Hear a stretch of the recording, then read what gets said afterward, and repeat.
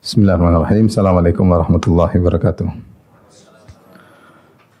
Alhamdulillahi ala ihsani wa syukru lahu ala taufiqihi wa amtinani wa syahadu an la ilaha illallah wahdahu la syarika lahu ta'ziman li sya'nih wa syahadu anna Muhammadan abduhu wa rasuluhu da'ila ridwanih. Allahumma salli alaihi wa ala alihi wa ashabihi wa ikhwanih.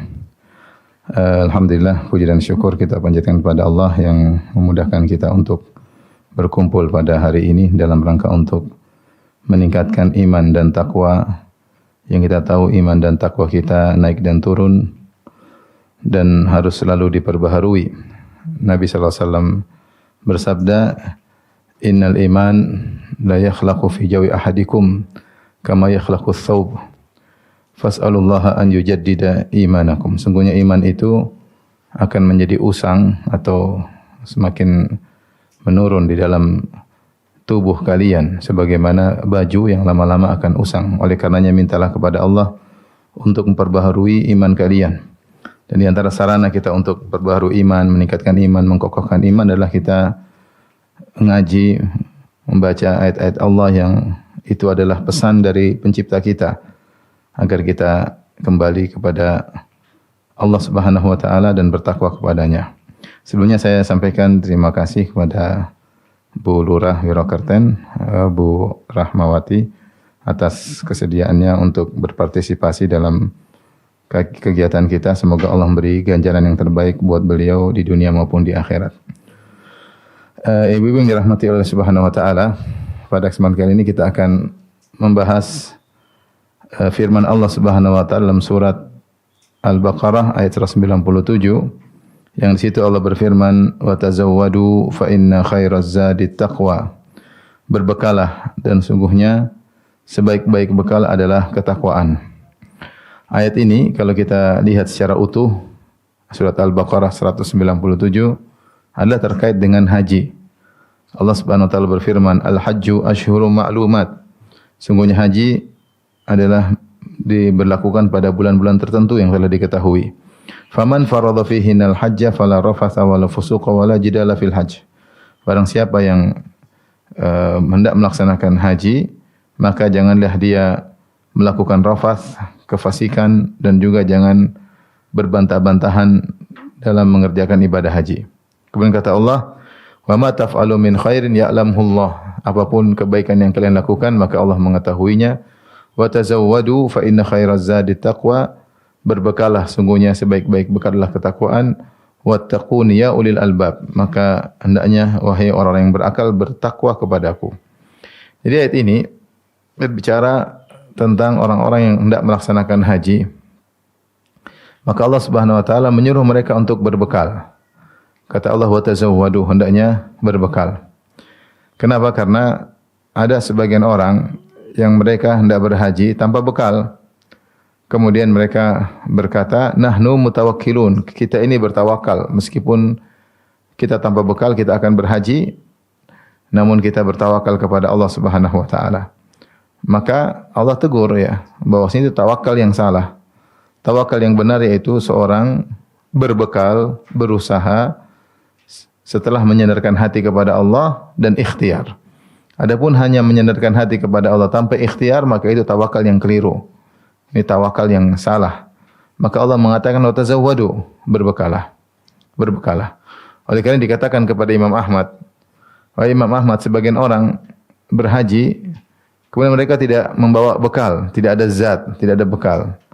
Dan mereka berkata, "Kami bertawakal kepada Allah Subhanahu wa taala." Maka Imam Ahmad membantah mereka. Kata Imam Ahmad, mereka berhaji dengan bekal rombongan yang lain. Artinya ini mereka akan merepotkan rombongan yang lain. Karena mereka akan bergantung kepada rombongan yang lain. Kalau memang mereka benar dengan perkataan mereka, jangan berhaji sama rombongan yang lain. Suruh jalan sendiri. Ya. Dan ini isyarat dari Imam Ahmad bahwasanya merupakan kesalahan adalah menyangka bahwasanya tawakal tanpa ikhtiar. Tawakal itu harus dengan ikhtiar. Ada usaha dan serahkan hati kepada Allah. Adapun hanya menyerahkan hati kepada Allah tanpa ikhtiar, ini tawakal yang tidak benar ya. Seperti seorang, saya ingin punya anak ya. Terus tapi saya tidak mau nikah, ya susah. Kalau yang menikah aja belum tentu punya anak, apalagi tidak menikah ya. Tawakal itu harus selesai dengan ikhtiar. Maka Allah tegur, Allah berkata, wa tazawwadu, berbekalah kalian ketika hendak berhaji. Makanya haji itu hanya wajib bagi yang mampu. Ya, walillahi 'alan nasi hajjul baiti man istata ilaihi sabila. Wajib bagi manusia untuk berhaji ke Baitullah, ya. Bagi yang mampu, dan kemampuan tersebut dijelaskan oleh para ulama, yaitu memiliki bekal dalam perjalanan dan juga meninggalkan bekal kepada keluarga yang ditinggal selama perjalanan. Baru dia boleh haji. Adapun bekal untuk keluarga tidak ada dan bekal dia untuk dalam perjalanan tidak ada, maka dia tidak wajib haji. Karena dia akan merepotkan orang lain. Dia akan merepotkan orang lain. Ini sekedar mukaddimah tentang ayat ini agar kita paham kenapa Allah mengatakan wa tazawwadu, berbekalah. Setelah itu, setelah Allah mengatakan berbekalah kalian dalam hajian, Allah mengatakan fa inna khairaz zadi taqwa. Sebaik-baik bekal adalah ketakwaan. Allah beri isyarat bahwasanya haji perjalanan di dunia, berjalan dari satu negeri ke negeri berikutnya sampai ke Mekah. Kita tahu dahulu orang-orang kalau berhaji ya sangat lama ya, mungkin dari tanah air mungkin berbulan-bulan, harus naik kapal laut, kemudian tiba di Jeddah, dari Jeddah masih berjalan lagi seterusnya berbulan-bulan ya. Di tengah kapal mungkin ada sakit, ada ini dan macam-macam. Betapa banyak orang yang berhaji kemudian tidak kembali lagi. Kalau sudah haji ya pamitan seakan-akan tidak bisa kembali lagi, dan demikian beratnya haji. Zaman dahulu juga orang berhaji menuju Mekah terkadang di tengah jalan ada perampok, ada penyamun dan berbagai macam rintangan dan hambatan. Maka semua itu butuh bekal. Dan itu semua perjalanan di dunia. Ya. Dan itu berat. Kita sekarang aja enggak usah zaman dahulu. Kita zaman modern aja ini kalau hajian juga bukan perkara yang ringan ya. Tentu jauh lebih ringan daripada dahulu, tapi tetap saja ada kesulitan-kesulitan. Apalagi rombongan, apalagi kita dengar hajian kemarin, tahun kemarin, betapa banyak orang kelaparan, ada yang meninggal kelaparan, dan di bawah terik matahari panas yang sangat amat terik. Itu baru perjalanan dunia, dan itu sudah butuh bekal yang kuat. Maka Allah isyaratkan di sana ada perjalanan lebih jauh, itu perjalanan akhirat. Maka Allah mengatakan fa inna khairaz zadi taqwa. Sungguhnya sebaik-baik perbekalan adalah ketakwaan. Perbekalan di dunia iya, terlebih lagi perbekalan akhirat. Perjalanan yang sangat amat panjang yang dimulai startnya ketika kita meninggal dunia. Ya. Kalau kita di dunia kita merasa perjalanan kita dimulai dari kalau kita lahir dan berakhir dengan meninggalnya kita. Justru setelah kita meninggal kita masuk dalam perjalanan yang sesungguhnya. Perjalanan yang panjang, yang butuh ketakwaan kita selama di dunia. Kalau kita tidak bawa takwa, kita akan binasa dalam perjalanan tersebut, yang lebih berat dan jauh lebih sulit daripada perjalanan ketika menuju haji. Ya, kalau kita dengar cerita orang dahulu, kalau hajian mereka sudah entah kembali entah enggak. Ya. Karena beratnya perjalanan tersebut, banyak rintangan, banyak hambatan. Bagaimana lagi kalau perjalanan akhirat? Dan ini mirip kata Ibnu Katsir rahimahullah taala seperti firman Allah Subhanahu wa taala. Ketika Allah berbicara tentang pakaian, kata Allah Subhanahu wa taala, "Ya bani Adam, qad anzalna 'alaikum libasa yuwari sawatikum wa risha." Kata Allah, wahai anak-anak Adam, sungguh Allah telah berikan anugerah kepada kalian. Anzalna 'alaikum libasan. Allah turunkan bagi kalian pakaian. Sehingga kalian tadinya tidak berpakaian kemudian berpakaian. Wa risha, dan juga perhiasan, bukan sekedar pakaian yang menutup tubuh saja, bahkan di balik pakaian tersebut ada perhiasan seperti kita, ada songkok, ada ini, ada, sehingga semakin membuat penampilan tubuh semakin indah. Ada pakaian yang menutup aurat dan juga ada perhiasan yang menghiasi pakaian tersebut. Warisha, kata Allah. Setelah itu Allah berfirman, walibasut taqwa dzalika khair. Namun ingat, ini pakaian cuma di dunia. Pakaian yang terbaik adalah pakaian ketakwaan. Walibasut taqwa dzalika khair. Jangan sampai kita fokus dengan pakaian fisik, kita lupa dengan pakaian ketakwaan yang lebih baik daripada pakaian fisik. Ya. Ini peringatan bagi kita semua, terutama kepada ibu-ibu yang terkadang hanya fokus pada pakaian luar, pakaian fisik, ya, tapi ternyata pakaian takwa kurang diperhatikan. Maka Allah mengatakan walibasut taqwa dzalika khair. Pakaian takwa lebih indah, ya, lebih baik. Demikian juga perjalanan ada dua, perjalanan dunia, perjalanan akhirat, ya.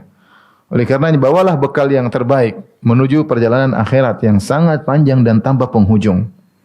Situ banyak rintangan, situ banyak hambatan. Kalau seorang berhasil maka dia akan mendapatkan kenikmatan yang abadi surga Allah Subhanahu wa taala.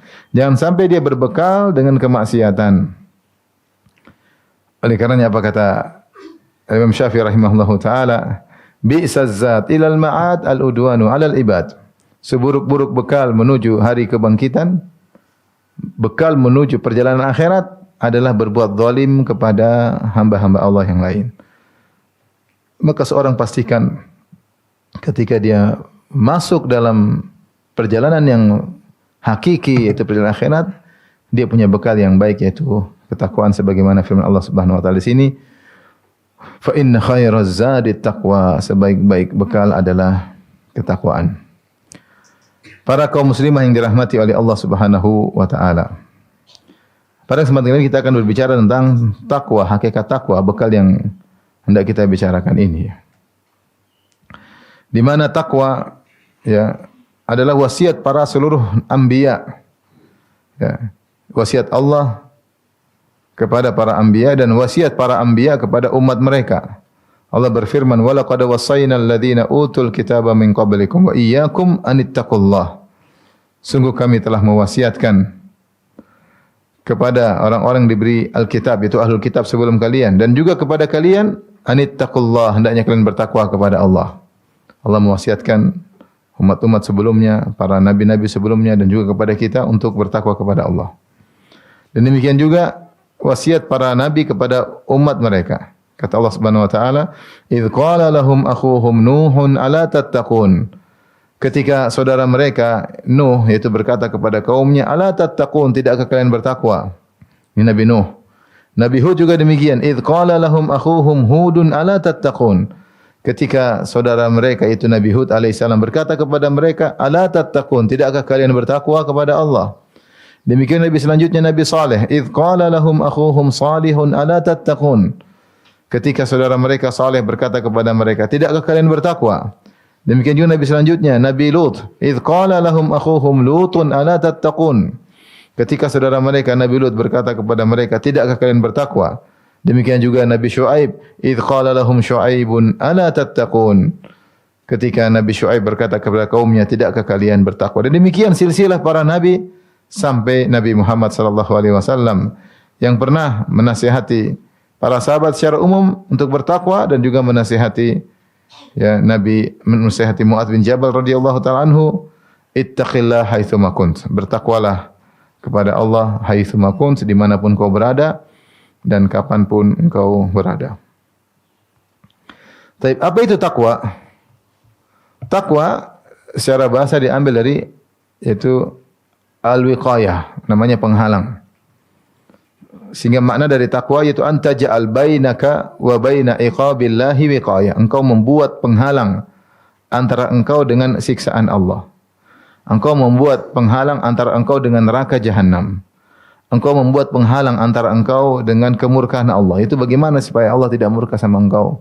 Bagaimana Allah tidak marah sama engkau? Bagaimana azab neraka tidak menimpamu?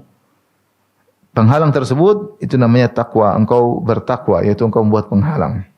Ini diambil dari bahasa Arab ya, seperti perkataan Nabirah, seorang penyair yang dia pernah berkata, "Saqatan nasifu wa lam turid isqatahu fatanawalhu wattaqatna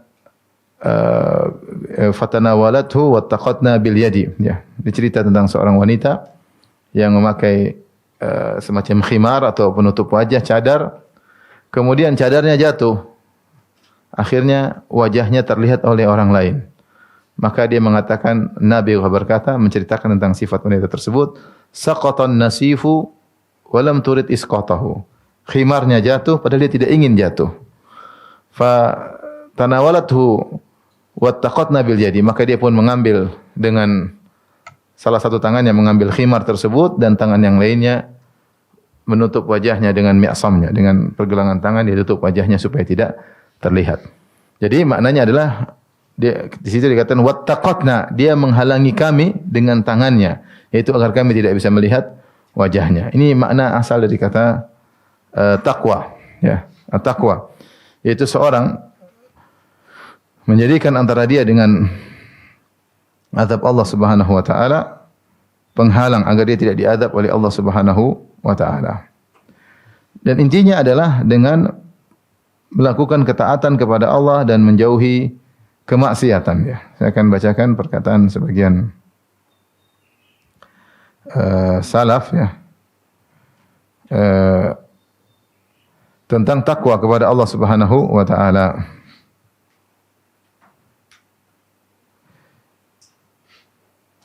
Ibn Rajab berkata, aslu taqwa an yaj'al al-'abdu bainahu wa baina ma yakhafuhu wa yahdharuhu wiqayatan taqihi minhu. Asal dari takwa yaitu seorang hamba menjadikan antara dia dengan hal yang dia khawatirkan, yang dia waspadai ada penghalang, yang penghalang tersebut akan menghalanginya dari apa yang dia takutkan tersebut. Itu makna takwa secara umum. Fattaqwal abdi rabbahu, adapun takwa seorang hamba kepada Allah, an yaj'ala bainahu wa baina ma yakhshahu min rabbih min ghadabihi wa sakhatihi wa iqabihi wiqayatan. Itu seorang hamba menjadikan antara dia dengan apa yang dia takutkan dari Rabb-nya. Dia takut dari kemurkaannya, dia takut dari kemarahannya, dia takut dari siksaannya, dia membuat penghalang. Taqihi min dzalik. Yang penghalang tersebut menghalangi dia dari hal tersebut. Apa itu penghalang tersebut? Intisarinya, apa itu penghalang tersebut yang bisa menghalangi seorang hamba dari kemurkaan Allah, siksaan Allah, hukuman Allah di dunia maupun di akhirat? Huwa fi'lu ta'atihi, yaitu menjalankan ketaatannya, wajtinabu ma'asih, dan menjauhi larangannya. Ini kesimpulan dari Ibn Rajab Al-Hambali. Takwa itu menjalankan ketaatan, menjauhi larangan. Ibn Qayyim rahimahullah berkata, at-taqwa haqiqatuha. Takwa itu hakikatnya apa? Al-amalu bi ta'atillah imanan wa ihtisaban amran wa nahyan. Takwa adalah menjalankan perintah Allah dengan penuh keimanan, meyakini itu perintah Tuhan, bahwasanya yang memerintahkan kita ini adalah pencipta kita, penguasa alam semesta. Yang kebahagiaan kita, penderitaan kita di tangannya. Ya, hidup mati kita di tangannya. Ya. Sengsara atau bahagia di tangannya. Sehingga seorang ketika menjalankan ketaatan dia yakin ini perintah dari Allah. Wahtisaban. Jadi bukan karena duniawi, bukan. Ada orang misalnya meninggalkan maksiat bukan karena Allah tapi karena takut sakit misalnya. Ada orang melakukan kebajikan kenapa? Ini karena tuntutan duniawi. Ya, tuntutan pekerjaan atau karena tuntutan masyarakat, bukan karena Allah Subhanahu wa taala, maka itu hakikatnya bukan takwa. Itu hanya sekedar keduniaan saja, ya. Makanya imanan wahtisaban kata Ibnu Qayyim yaitu menjalankan ketaatan kepada Allah dengan beriman ini dari Allah Subhanahu wa taala, wahtisaban dengan mengharap pahala dari Allah Subhanahu wa taala. Harus ada seperti baru namanya takwa. Jika tidak maka dia hanya perkara duniawi saja. Betapa banyak orang tidak mau minum khamar bukan karena Allah, bukan karena larangan, tapi karena enggak nanti saya mabuk, dikira orang gila, saya merusak fisik. Orang tidak narkoba kenapa? Karena ini kekonyolan, bukan karena ini larangan Allah Subhanahu wa taala. Demikiannya orang berbuat baik sama orang lain, kenapa? Enggak enak pekeu sama masyarakat, pekeu sama keluarga. Ini bukan takwa. Takwa itu harus imanan wa ihtisaban. Maksudnya apa yang saya lakukan ini adalah perintah Rabbul Alamin dan saya berharap pahala dari Allah. Amran wa nahyan, apa yang terkait dengan apa yang Allah perintahkan maupun apa yang Allah larang. Fayaf'alu ma amarallahu bihi imanan bil amri wa tasdiqan bi wa'dihi. Kata Ibnu Qayyim, maka dia pun menjalankan perintah Allah dengan beriman bahwasanya itu perintah dari Allah dan membenarkan janji Allah Subhanahu wa taala. Wa yatruku ma nahallahu anhu imanan bin nahyi wa khaufan min wa'idihi, dan dia meninggalkan apa yang Allah larang. Ya, dengan beriman bahwasanya itu larangan Allah yang perintahkan dan khawatir dari ancaman Allah Subhanahu wa taala. Kemudian Ibnu Qayyim menyebutkan perkataan Talq bin Habib, kama qala Talq bin Habib rahimahullahu taala, "Idza waqa'atil fitnatu fa'atfi'uha bitaqwa." Kata beliau, jika terjadi fitnah apapun, maka padamkanlah fitnah tersebut dengan takwa. Qalu, kata mereka, wahai Talq bin Habib, wa ma taqwa? Apa itu takwa? Maka dia mengucapkan perkataan indah, anta amala bi ta'atillah ala nurin minallah. Engkau menjalankan ketaatan kepada Allah di atas petunjuk dari Allah, yaitu ketaatan tersebut benar-benar perintah Allah. Bukan ketaatan dibuat-buat, bukan bid'ah, bukan hal yang tidak diperintahkan oleh Allah, tapi benar-benar ala nuri minallah, itu perintah Allah Subhanahu wa taala. Tarju thawaballah. Ketika kau menjalankan perintah tersebut, kau mengharap pahala dari Allah Subhanahu wa taala. Bukan karena pekeu, bukan karena enggak enak, bukan karena tradisi masyarakat, enggak. Kau berharap pahala dari Allah. Wa anta truka ma'siyatallah. Dan engkau meninggalkan takwa itu juga engkau meninggalkan maksiat kepada Allah ala nuri minallah, di atas petunjuk dari Allah. Kau tahu bahwa ini benar-benar maksiat. Allah larang. Takhafu iqaballah, karena kau takut dengan azab Allah. Inilah perkataan yang paling terbaik dalam definisi takwa, ya. Makanya dikatakan fa inna kulla amalin la budda lahu min mabda'in wa ghayah. Setiap amal itu harus ada asal dan tujuan. Fala yakunul amalu ta'atan wa qurbatan hatta yakuna mabda'uhu mahdhul iman wa ghayatuhu thawaballah. Ya, thawabullah. Wa ibtigha'a mardatihi wa huwa al-ihtisab. Maka tidaklah suatu amalan menjadi ketaatan dan kedekatan hatta yakunu mabda'uhu mahdhul iman, sampai asal dia pijakan dia untuk beramal adalah karena beriman kepada Allah. Wa ghayatuhu, dan tujuan dia melakukan amal tersebut adalah thawaballah, pahala dari Allah, wa ibtigha'a mardatih, dan berharap keridhaan Allah, dan itu yang disebut dengan al-ihtisab. Itu yang disebut al-ihtisab. Ya.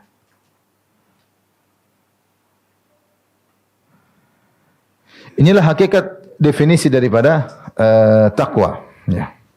Adapun aplikasi dari takwa, maka banyak sekali, ya, perkataan para ulama, ya, terkait dengan aplikasi dari takwa, ya. Seperti perkataan Ibnu Mas'ud radhiyallahu ta'ala anhu, haqqa tuqati, ketika menafsirkan firman Allah Subhanahu wa taala, ya. Ya ayyuhalladzina amanu taqullaha haqqa tuqati, bertakwalah kepada Allah dengan sebenar-benar takwa. Kata beliau, an yuta' fala yu'sa, wa yuzkar fala yunsa, wa an yushkar fala yukfar. Itu Allah ditaati maka tidak dimaksiati. Allah diingati, tidak dilupakan. Dan Allah disyukuri, bukan dikufuri. Ibn Rajab berkata, wa syukruhu yadkhulu fihi jami'u fi'li ta'at. Dan syukur kepada Allah adalah melakukan segala ketaatan. Wa makna dzikrihi fala yunsa, adapun perkataan Ibnu Mas'ud, Allah diingati dan tidak dilupakan, ai dzikrul abdi biqalbihi li awamirillah fi harakatihi wa sakanati wa kalimati. Subhanallah, berat. Kata Ibnu Rajab menafsirkan perkataan Ibnu Mas'ud, takwa itu Allah yuzkar fala yunsa, Allah selalu diingati, tidak dilupakan. Apa kata Ibnu Rajab? Yaitu zikrul abdi biqalbi, seorang hamba selalu ingat dengan hatinya, ingat Allah. Li awamirillah, ingat perintah-perintah Allah. Fi harakatihi, dalam segala gerakannya, wa sakanatihi, dan dalam diam-diamnya, wa kalimati, dalam setiap perkataannya selalu ingat Allah Subhanahu wa taala. Saya lakukan ini benar atau tidak? Perkataan saya tepat atau tidak? Sesuai dengan syariat atau tidak? Ya. Saya pergi ke sana benar atau tidak? Saya diam di sini benar atau tidak? Selalu dia renungkan bosnya, semua perbuatan dia timbang dengan syariat Allah. Jika dia demikian, berarti dia dikatakan selalu senantiasa ingat kepada Allah. Jadi maksudnya Ibn Rajab mengatakan zikir itu bukan berarti hanya sekedar subhanallah, alhamdulillah, tapi dalam aplikasi kehidupan sehari-hari kita renungkan, saya ke sana itu karena Allah atau tidak? Ini perintah Allah atau tidak? Saya diam di sini perintah Allah atau bukan? Atau menghindari larangan Allah? Saya ngomong begini, ini perintah Allah atau tidak? Saya diam dari suatu pembicaraan, ini karena sesuai syariat Allah atau tidak? Itu berarti orang itu selalu ingat Allah, karena selalu dia timbang dengan perintah Allah Subhanahu wa taala, ya. Kemudian Abu Hurairah ketika ditanya tentang takwa, apa itu takwa?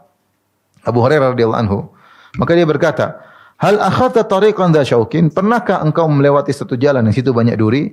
Qala na'am, orang yang bertanya berkata na'am. Abu Hurairah bertanya lagi, kaifa sana'ta, apa yang kau lakukan ketika melewati jalan yang penuh duri? Qala, orang itu berkata, idza ra'aitu syauka adaltu anhu, kalau saya melihat sebuah duri, saya pindah lewat jalan yang lain, artinya saya pindahkan langkah kaki saya. Au jawaztuhu, atau saya loncati duri tersebut. Au qasartu anhu, atau saya pendekkan langkah kakiku supaya tidak menginjak duri tersebut. Orang itu jawabnya bagus. Dia bilang kalau ada duri, ya saya ke kanan atau saya ke kiri. Atau saya loncati atau saya melangkah tepat sebelum ada duri. Kata Abu Hurairah, zakat taqwa, itulah takwa. Itulah takwa. Dari situlah kemudian seorang penyair membuat suatu syair yang menjelaskan tentang makna takwa tersebut dengan perkataannya, khalidh dhunuba saghiraha wa kabiraha dzakat tuqa wasna kamashin fawqa ardi syauki yahdharu ma yara la tahqiranna saghiratan inna aljibala minal hasa.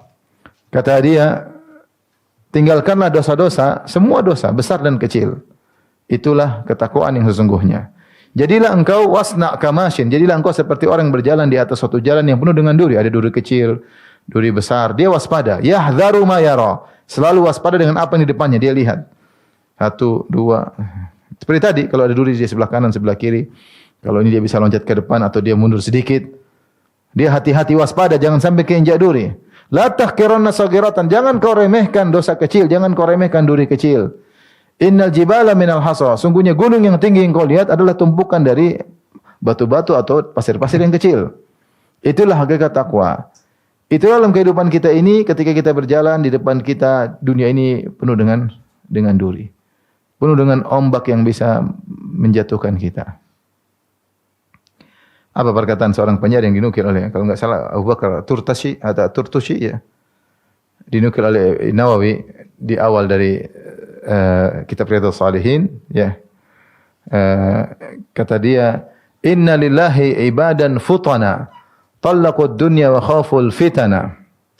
Falamma alimu annaha laysat lihayyin watana, ja'aluha lujjatan wattakhadhu salihal a'mali fiha sufuna." Dia mengatakan sungguhnya di antara hamba-hamba Allah ada hamba-hamba Allah yang cerdik, yang cerdas.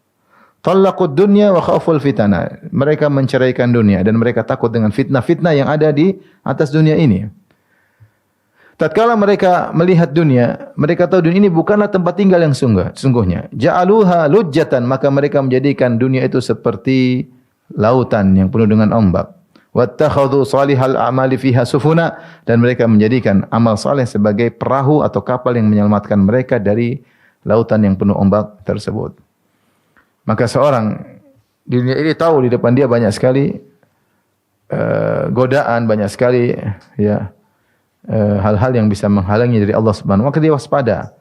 Jangan pernah dia menyepelekan dosa-dosa kecil apalagi dosa besar. Seperti saya sudah sampaikan, disebutkan oleh Ibnu Qayyim rahimahullah taala yang pernah kita bahas.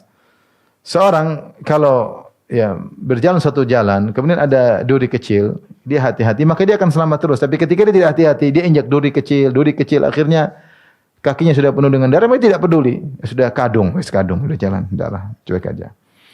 Ibarat kata Ibnu Qayyim rahimahullah seperti orang yang melewati suatu tempat yang penuh dengan becek, maka dia hati-hati, dia angkat celananya, ya, cingkrangan, kemudian dia jalan pelan-pelan, dia angkat roknya, jangan sampai kena becek. Tapi kalau udah kena sedikit, oh sudah. Bablas kadung ya. Nanti mandi belakangan. Demikian orang kalau maksiat. Kalau tidak jaga pandangan, lihat sedikit, nanti malam saya istighfar. Akhirnya bablas. Dia kalau dia bangun istighfar, kalau dia mati. Oleh karenanya ketika meninggalkan maksiat, takwa hakikatnya harus waspada. Beda kalau ketika dia menginjak kotoran kemudian dia segera bersihkan. Dia akan hati-hati terus. Ketika dia menginjak duri kecil, dia cabut, kemudian dia obati. Dia akan hati-hati terus. Dan dia tetap merasakan sakitnya duri tersebut. Dan dia tahu kotornya pakaiannya. Karena dia cuci, dia hati-hati lagi. Artinya kita ini dalam kehidupan ini, kita mungkin bermaksiat, segera kita bertobat. Maksiat bertobat lagi. Tapi kalau kita tidak bertobat, sudah cuek, bablas, kadung, enggak peduli. Orang sama seperti, semua dimulai dari perkara-perkara kecil. Orang kalau dikasih uang haram juga demikian. Pertama deg-degan, deg. Tapi terima. Di bawah meja terima. Lama-lama mana? Masya Allah. Ada kawan ngurus suatu izin. Ya. Ngurus izin. Kurang ini. Dibilang kurang ini. Dilengkapi oleh kawan tersebut. Semua surat izin dilengkapi. Sampai terakhir tetap aja belum tembus. Kenapa? Yang penting bukan surat izin, yang penting lampirannya katanya. Orang kalau sudah bermaksiat tidak punya malu. Oleh karenanya, ibu dirahmati Allah Subhanahu wa taala, jaga lisan, selalu menghadirkan Allah dalam kegiatan sehari-hari. Saya ngomongin sudah tepat belum? Sesuai dengan syarat belum? Sama anak-anak bagaimana? Sama suami bagaimana? Sama tetangga benar enggak? Selalu kita mikir Allah. Sama tetangga gitu, saya gitukan benar atau tidak? Ya. Saya gini salah atau tidak? Saya diam benar atau tidak? Saya ngomong benar atau tidak? Bukan menjadikan hawa nafsu yang menjadi pengatur kita, tapi syariat Allah Subhanahu wa taala. Siapa yang demikian, maka dia senantiasa bertakwa kepada Allah Subhanahu wa taala. Baik, Ibu dirahmati Allah Subhanahu wa taala, sebelum kita melanjutkan tentang aplikasi yang lebih dalam lagi, kita akan sebutkan beberapa keutamaan takwa agar kita termotivasi untuk bertakwa, senantiasa jalan ketaatan dan menjauhi larangan. Di antaranya misalnya, orang bertakwa adalah orang yang paling mulia di sisi Allah Subhanahu wa taala. Allah berfirman, "Inna akramakum indallahi atqakum." Ya, Allah sebutkan ayat ini dari sebelumnya apa? Kata Allah, sungguhnya orang yang paling mulia di sisi Allah, yang paling bertakwa di antara kalian. Ya ayuhan nas, inna khalaqnakum min dzakarin wa untha wa ja'alnakum syu'uban wa qabaila ta'arafu. Kata Allah, wahai manusia sekalian, kami ciptakan kalian dari suku-suku dan berbangsa-bangsa, dari laki-laki dan perempuan, dan kami jadikan syu'uban wa qabaila, suku-suku dan bangsa-bangsa. Buat apa? Agar kalian saling mengenal. Lita'arafu. Kemudian kata Allah, inna akramakum indallahi atqakum. Innallaha alimun khabir. Sungguhnya yang paling mulia di antara kalian yang paling bertakwa. Sungguhnya Allah Maha mengetahui dan Maha detail pengetahuan Allah Subhanahu wa taala. Allah sebutkan suku-suku bangsa-bangsa. Allah buat manusia bersuku-suku bangsa bukan untuk saling sombong menyombong, bukan saling gagah-gagahan, bukan saling mengejek yang lainnya, tapi untuk saling mengenal. Dan Allah ingatkan semua suku itu tidak ada peduli bagi Allah, semuanya sama di mata Allah kecuali yang paling bertakwa. Maka Nabi SAW mengatakan, ya ayuhan nas kullukum min Adam, wahai manusia kalian semua dari Adam, wa Adam min turab, dan Adam dari tanah. La fadla lil arabi alal ajami, tidak ada kemuliaan orang Arab di atas orang non-Arab. Walal ajami alal arabi, dan tidak ada kemuliaan non-Arab di atas Arab. Walal abyad alal aswad, dan tidak ada kemuliaan orang berkulit putih di atas orang kulit hitam. Walal aswad alal abyad, dan tidak ada orang berkulit hitam lebih utama dari kulit putih illa bittaqwa, kecuali dengan takwa. Kecuali dengan takwa. Maka jangan terpedaya dengan penampilan, dengan suku, dengan darah biru, dengan darah hijau, enggak ada urusan ya. Enggak ada urusan. Nabi SAW mengatakan, "Inna Allah la yanzuru ila suwarikum wala ila ajsamikum, walakin yanzur ila qulubikum wa amalikum." Allah tidak melihat kepada rupa kalian, paras kalian, penampilan kalian, baju kalian, tas kalian. Allah tidak pernah lihat ya. Yang Allah lihat adalah apa? Hati dan amalan kalian. Maka saya sering sampaikan dalam pengajian saya, kita ini ibu-ibu di dunia ini, mungkin kita tahu status kita ya. Status kita, saya lebih kaya daripada kamu, kamu lebih kaya daripada saya, tas saya lebih mentereng daripada tasmu ya. Jabatanmu lebih tinggi daripada saya. Di dunia kita bisa tahu status kita. Ini kan status di dunia bisa kelihatan. Tapi status pada kehidupan berikutnya, setelah kamu mati, bagaimana? Status kita bisa jauh berbeda. Ya. Orang yang mungkin kau rendahkan selama di dunia, ternyata statusnya di alam berikutnya jauh lebih tinggi. Orang miskin yang sering kau pandang dengan pandangan rendah, ternyata bisa statusnya lebih tinggi. Ternyata dia rajin sholat, ternyata dia berbakti sama orang tua, ternyata dia tidak sombong, ternyata dia tidak pernah mendolimi orang lain. Makanya Allah mengatakan khafidhatur rafi'ah. Kata Allah Subhanahu wa taala, "Idza waqa'atil waqi'ah laisa liwaqa'atiha kadhiba khafidhatur rafi'ah." Jika terjadi hari kiamat, kata Allah Subhanahu wa taala, yang di mana hari kiamat tersebut khafidhatur rafi'ah, hari kiamat merendahkan dan mengangkat. Merendahkan orang yang merasa tinggi selama di dunia, ketika dia ternyata tidak bertakwa, dia akan direndahkan pada hari kiamat kelak. Rafi'ah, Allah akan mengangkat orang-orang yang mungkin direndahkan ketika di dunia, karena mungkin tidak punya dunia, tidak punya jabatan, tidak punya kekuasaan, direndahkan. Tapi ketika dia bertakwa, dia akan dinaikkan pada hari kiamat kelak. Maka inna akramakum indallahi atqakum. Yang paling mulia di sisi Allah yang paling bertakwa. Allah berfirman, wasjudu waqtarib. Sujudlah dan dekat kepada Allah. Kita dengan kebanggaan kita naik mungkin mobil mewah, kemudian naik motor, naik mobil, jalan sana, jalan sini, jarang sujud.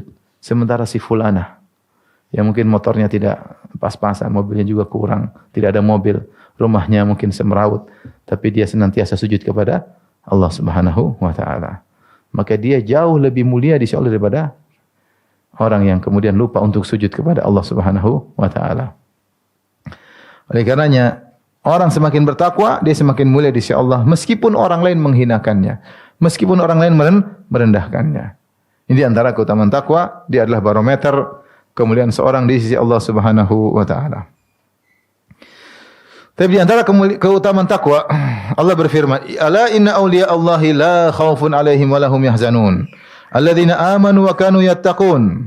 Ketahuilah bahwasanya wali-wali Allah tidak ada rasa takut dan khawatir atas mereka dan mereka tidak bersedih. Siapa mereka? Alladzina amanu wa kanu yattaqun, orang yang beriman dan mereka juga bertakwa. Ini ibu-ibu kalau bisa baca, sempatkan baca tafsir Tahrir wa Tanwir Ibnu Asyur, Tahrir bin Asyur.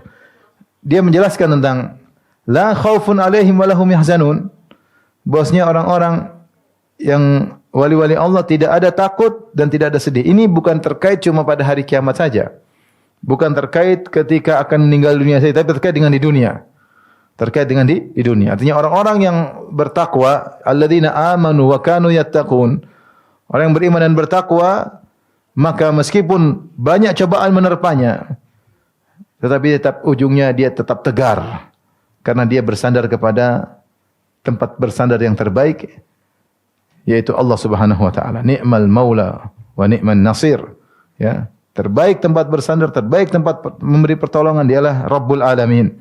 Maka dia dalam kondisi apapun dia akan tenang dan tenteram. Makanya saya katakan, jika seorang di dunia ini menghadapi berbagai macam masalah dan dia tidak tentram, tidak tenang, dia tidak bertakwa.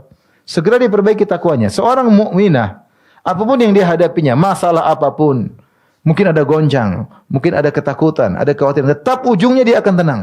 Kenapa? Karena dia menyerahkan urusan kepada Allah. Kalau dia wanita salehah.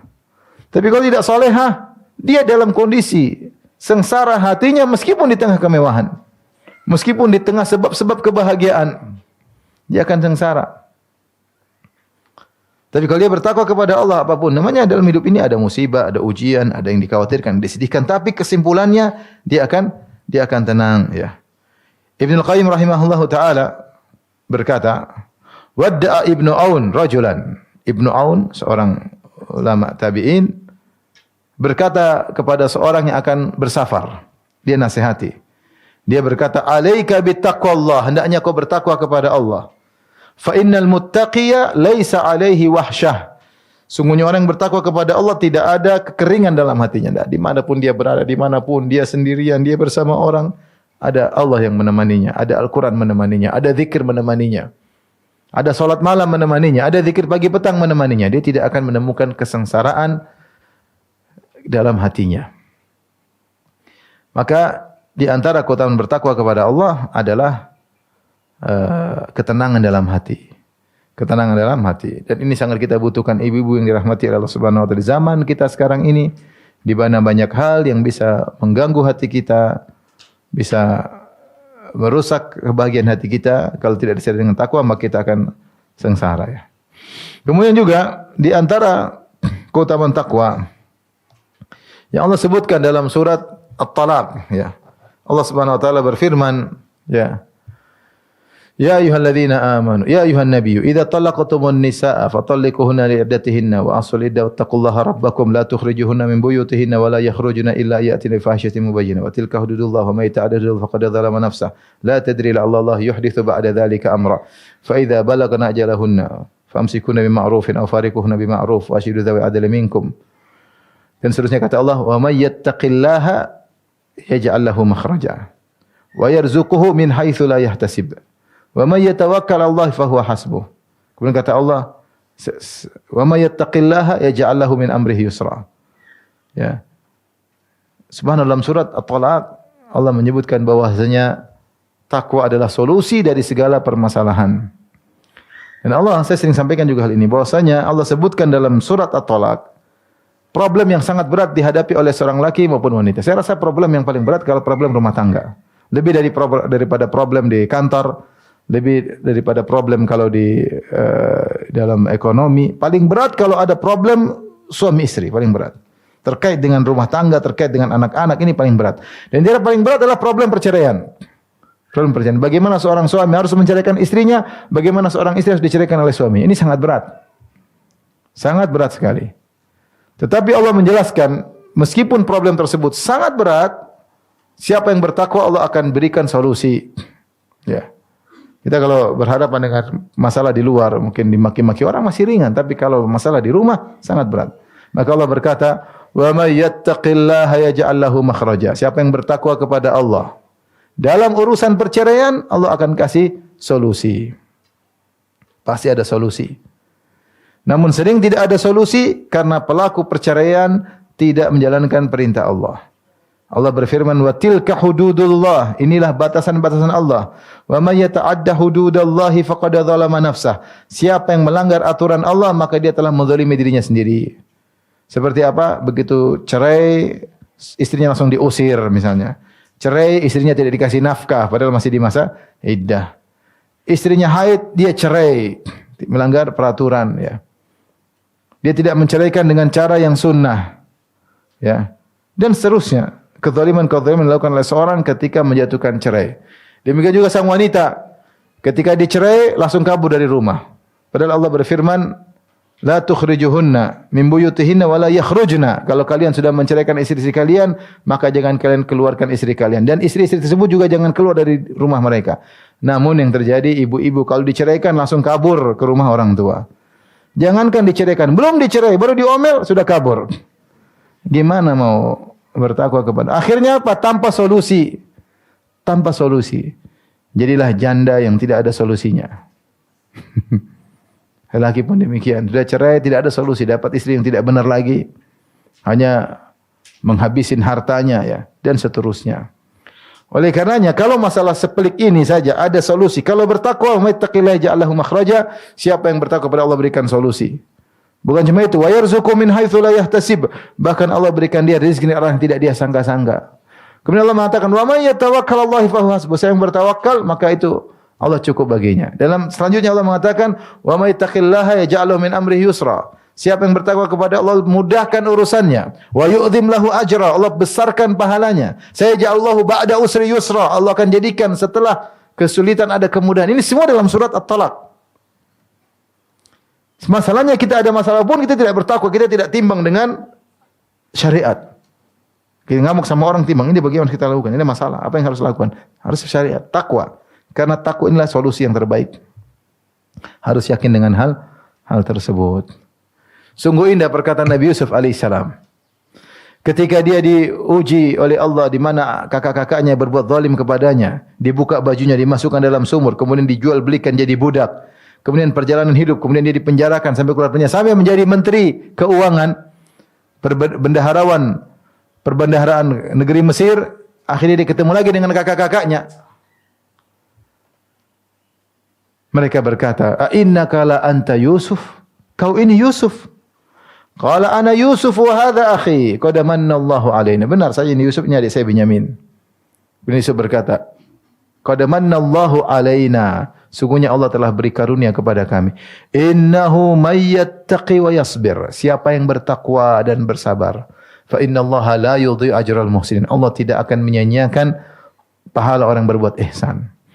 Antum kalau sabar, ini tercatat, bukan Allah tidak lihat, Allah lihat. Allah lihat bagaimana apa yang kau lakukan menghadapi problematik ini. Takwa dicatat malaikat, Allah tahu akan ada ganjarannya cepat atau lambat. Cepat atau lambat ada ganjarannya. Nabi SAW berkata, "Innahu may yattaqi wa yasbir." Siapa yang bertakwa dan bersabar, sungguhnya Allah tidak akan menyia-nyiakan pahala orang yang berbuat kebajikan. Jadi, orang yang bertakwa akan diberi solusi dari Allah Subhanahu wa taala. Makanya, jika ada seorang menghadapi permasalahan, tidak ada solusi, sudah berusaha semua buntu, tidak ada solusi, berarti takwanya bermasalah. Takwanya bermasalah. Akhirnya dia nangis. Curhat sama si fulan, curhat sama si fulana, tidak ada solusi. Kalau dia mau selesai, bertakwa kepada Allah. Baru kemudian Allah akan kasih solusi. Kemudian di antara keutamaan takwa, Allah berfirman misalnya, "Innallaha ma'al ladzina taqaw wal ladzina hum muhsinun." Sungguhnya Allah bersama orang yang bertakwa dan orang yang berbuat ihsan. Kalau kita bertakwa, ingat ada Allah bersama kita, ya. Innallaha ma'al ladzina taqaw. Ma'iyah di sini maksudnya ma'iyah khassah, yaitu Allah bersama orang bertakwa bi ta'yidihi wa nasrihi, dengan pertolongan Allah dan kekuatan dari Allah Subhanahu wa taala. Maka bertakwa kepada Allah Subhanahu wa taala. akan Allah bersama dia. Ketika dia tidak bertakwa, Allah meninggalkannya. Maka waspada. Terutama ketika kita menghadapi permasalahan, selantiasa diiringi dengan takwa. Ikhlas, takwa, pasrah, tawakal, akan ada solusi. Ya. Jika tidak, maka tidak ada solusi.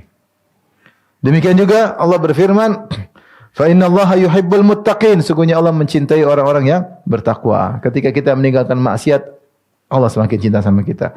Ketika kita menundukkan pandangan, Allah semakin cinta sama kita. Melihat pemandangan yang indah memang menyenangkan. Lihat cewek cantik, siapa yang tidak suka? Lihat laki tampan, siapa yang tidak suka? Ada yang ditegur, kamu bahaya ke Eropa. Ke Eropa itu bisa ngotori mata. Iya, tapi nambah wawasan katanya. Wawasan maksiat. Oleh karenanya, yakin kalau ada sesuatu yang haram kita tundukkan, Allah tambah cinta. Kalau kita terus melotot, cinta Allah semakin berkurang. Kenapa Allah berfirman, "Fa innallaha yuhibbul muttaqin." Allah mencintai orang bertakwa. Apa takwa? Takwa meninggalkan maksiat karena Allah, melakukan ketaatan karena Allah Subhanahu wa taala. Hadirkan dalam diri kita ketika ada yang menarik untuk kita lihat, jangan kita lihat. Ya. Kalau kita sedang browsing di internet, ada yang tertarik mau kita klik, jangan kita klik. Kalau kita klik, maka cinta Allah luntur. Kemurkaan Allah bertambah. Wa idza marru bil lagwi marru kirama. Kalau melewati perkara-perkara yang buruk, yang sia-sia apalagi maksiat, maka mereka melewati tidak, mereka berhenti di situ. Sudah. Maka seorang bertakwa kepada Allah, ya, maka dia akan dicintai oleh Allah Subhanahu wa taala.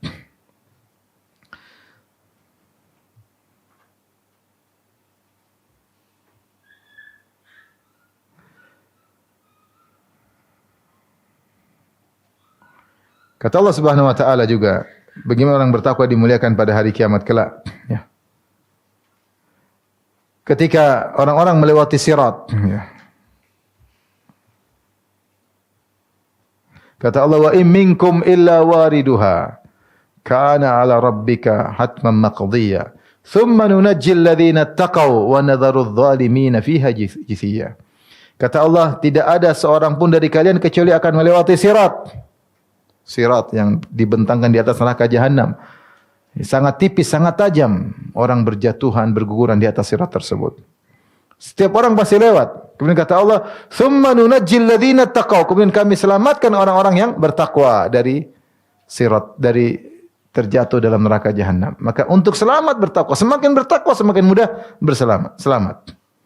Allah juga muliakan mereka, kata Allah, ya, "Yauma nahsyurul muttaqina ila ar-rahmani wafda wa nasuqul mujrimina ila jahannam wirda." Pada hari kiamat kelak kami akan kumpulkan orang bertakwa menuju Ar-Rahman yang Maha Penyayang. Wafda seperti utusan. Gimana sih kalau ada utusan kita muliakan? Allah muliakan orang-orang bertakwa. Ya.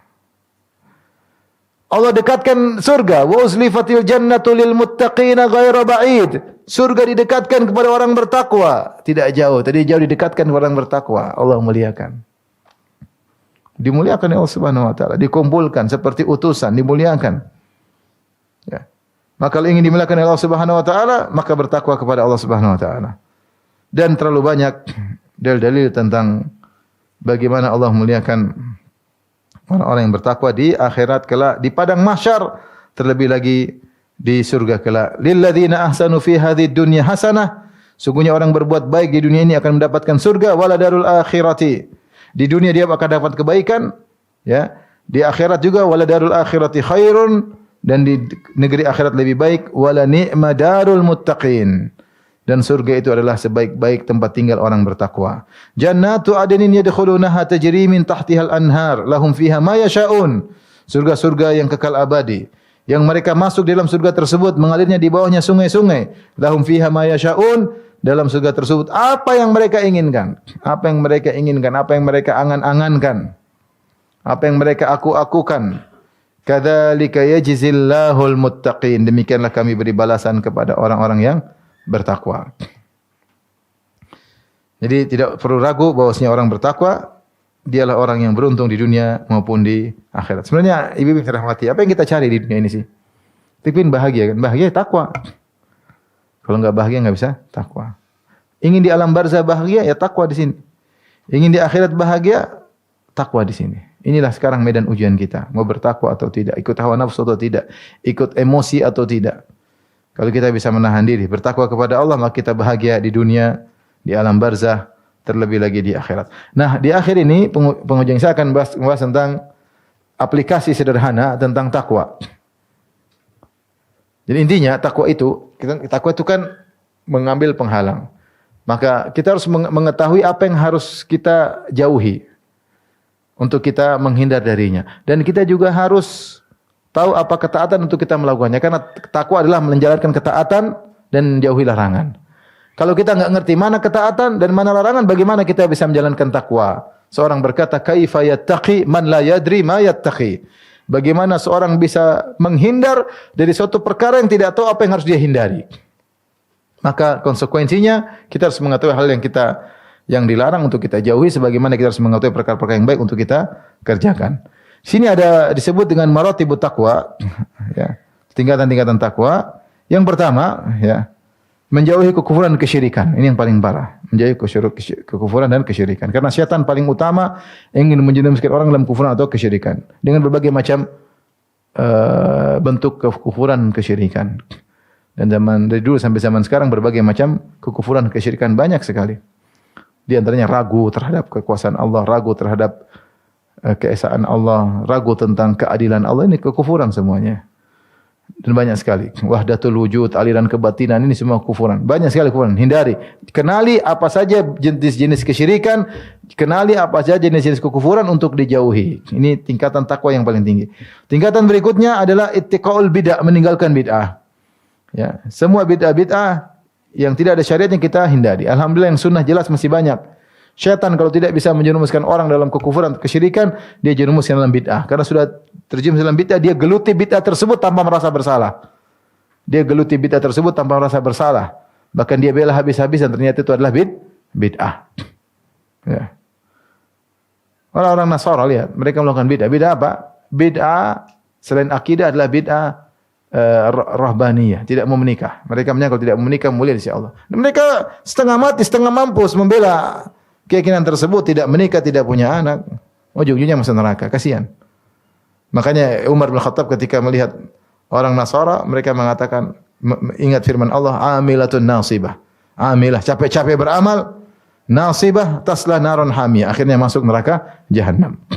Ini berlaku orang Nasara. Kenapa? Sudah susah jadi pendeta, tidak kawin, tidak nikah. Padahal banyak biarawati yang cantik-cantik. Setengah mati, kemudian masuk neraka. Umar nangis lihat pendeta seperti itu. Sama juga sama juga apa namanya? Kalau itu akhwat Nasara, akhwat. Ada apa? Kadang-kadang di bandara kita ketemu akhwat ya. Akhwat Nasara. Demikian juga Khawarij, lihat Khawarij. Ibadah luar biasa, puasa malam, salat malam sampai wajah mereka pucat, tapi itulah bid'ah. Setan senang karena orang sudah terjun dalam bid'ah tidak bakalan meninggalkannya. Kenapa? Dia merasa benar, dia bela mati-matian. Ternyata masuk neraka jahanam. Kemudian tingkatan ketiga setelah meninggalkan syirik, meninggalkan bid'ah, yang ketiga meninggalkan kabairudz dzunub, dosa-dosa besar tinggalkan semaksimal mungkin. Siapa yang berhasil meninggalkan dosa besar, maka dosa-dosa kecil akan diampuni oleh Allah. Ini nikmat luar biasa. Siapa yang bisa meninggalkan seluruh dosa besar sekitar 70, kenali dosa-dosa besar tersebut. Dengar ceramah tentang atau beli buku tentang Al-Kabair karya Az-Zahabi, semua dosa besar tinggalkan. Kalau ada dosa-dosa kecil diampuni oleh Allah Subhanahu wa taala.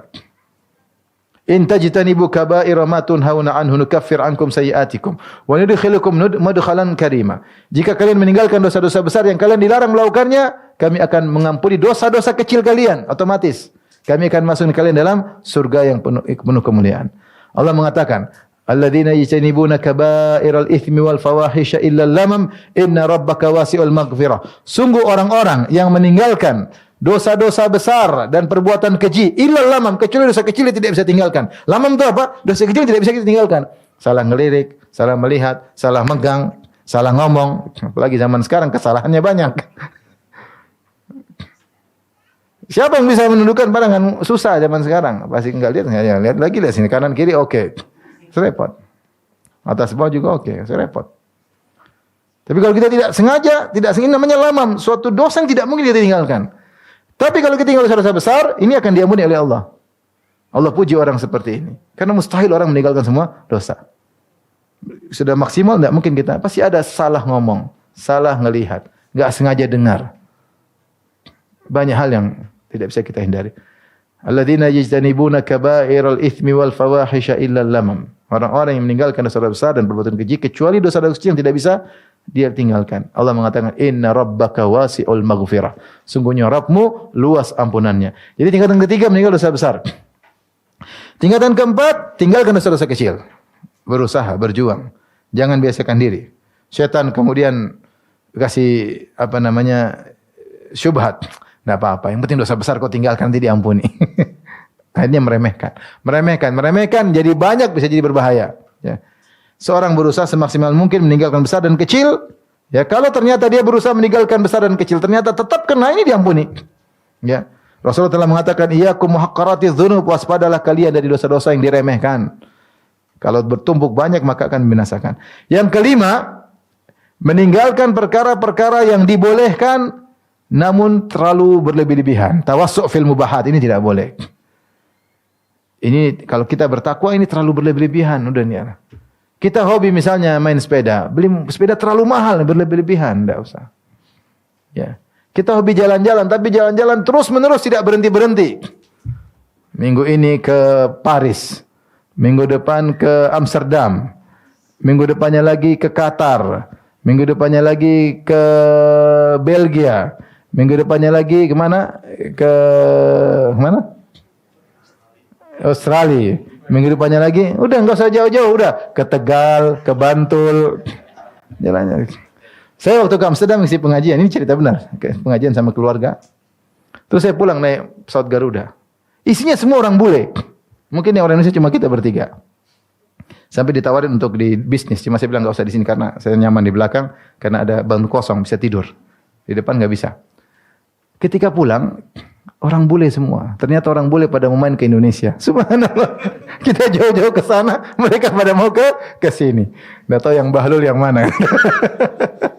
Sarah ada pengajian. Maksudnya sebenarnya kita tuh indah juga, banyak orang ke sini.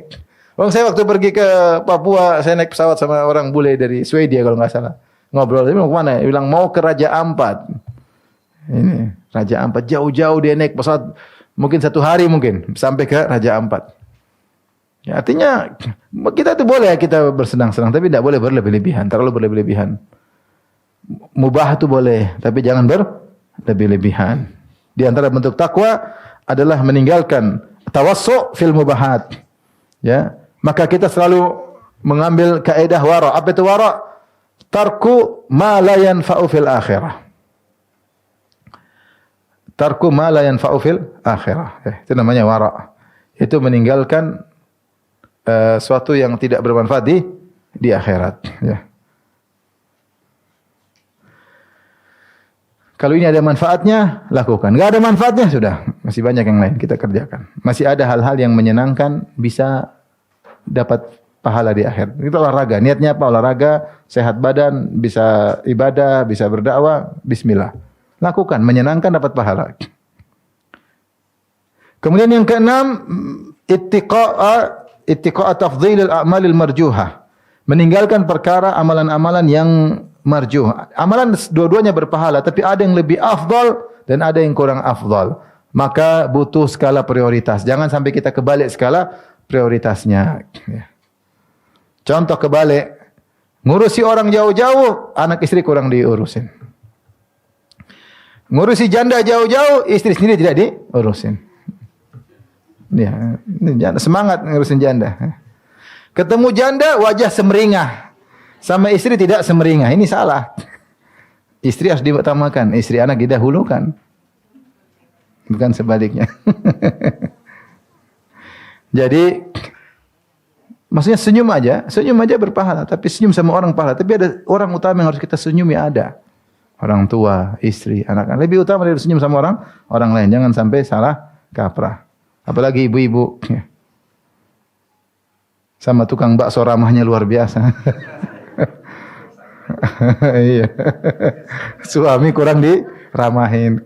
Mas, Tambah satu mangkok lagi mas. Sambal nih mas.